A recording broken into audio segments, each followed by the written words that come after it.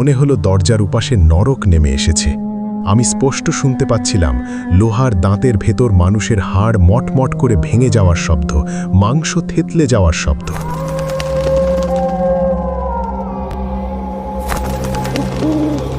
আসসালামু আলাইকুম।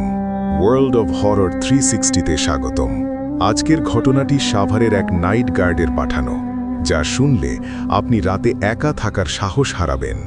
মূল ঘটনায় যাওয়ার আগে এখনই আমাদের চ্যানেলটি সাবস্ক্রাইব করুন এবং পাশের বেল আইকনটি বাজিয়ে দিন, কারণ ভয়ের আসল খেলা এবার শুরু হতে যাচ্ছে। চলুন সরাসরি চলে যাই সেই অভিশপ্ত কারখানায়। বলছেন রফিক। আমার নাম রফিক। অভাবের তাড়নায় সাভারের এক বন্ধ জুট মিলে নাইট গার্ডের চাকরি নিয়েছিলাম। আমার সাথে ছিলেন বয়স্ক করিম চাচা। প্রথম রাতেই চাচা আমাকে সাবধান করে বলেছিলেন, রফিক, ভুলেও কখনো পশ্চিম পাশের 4 নম্বর মেশিন রুমের দিকে যাবে না, ওটা অভিশপ্ত। 10 বছর আগে ওখানে 15 জন শ্রমিক মেশিনের ভেতর পিষে মারা গিয়েছিল। তারপর থেকে রাতে ওখানে মেশিন একা একাই ঘুরতে শুরু করে। আমি চাচার কথায় গুরুত্ব দিইনি, কিন্তু তৃতীয় রাতে সব ওলটপালট হয়ে গেল। রাত তখন 2টো। মিলের ভেতরটা কবরস্থানের মতো নিস্তব্ধ। হঠাৎ পশ্চিম দিক থেকে একটা বিকট শব্দ এলো, ধুম। মনে হলো বিশাল লোহার বিম নিচে পড়েছে। করিম চাচা ভয়ে আমার হাত খামচে ধরলেন। তার হাত বরফের মতো ঠান্ডা। তিনি কাঁপতে কাঁপতে বললেন, রফিক, ওরা জেগে উঠেছে, যেও না। কিন্তু ডিউটির খাতিরে আমি টর্চ নিয়ে ভেতরে ঢুকলাম। মিলের ভেতরটায় পচা মাংসের একটা উপকট গন্ধ।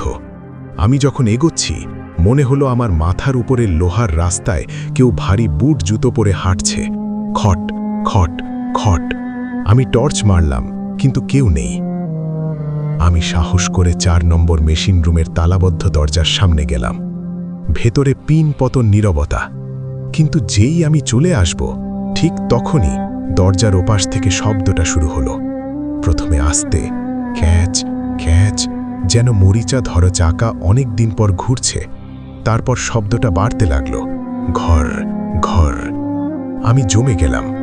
কারেন্ট নেই, তালা মারা রুম, মেশিন চলে কিভাবে?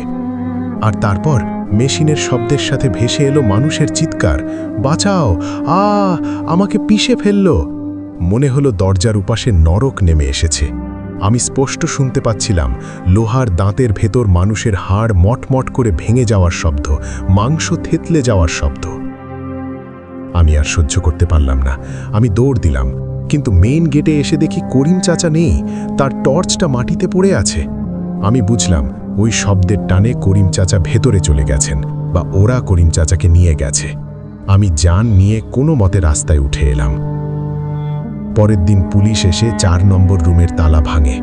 ভেতরে কেউ ছিল না, শুধু একটা মেশিনের রোলারগুলোর মাঝে করিম চাচার রক্তমাখা গামছাটা পাওয়া গিয়েছিল। করিম চাচাকে আর কখনো পাওয়া যায়নি। আমি চাকরি ছেড়ে দিয়েছি, কিন্তু আজও রাতে চোখ বন্ধ করলেই সেই মেশিনের চাকা ঘোরার শব্দ শুনতে পাই। আপনারা সাবধান থাকবেন, নির্জন কোনো কারখানার পাশে রাতে কখনো যাবেন না। আজ এই পর্যন্তই। সাবধানে থাকবেন। আল্লাহ হাফেজ।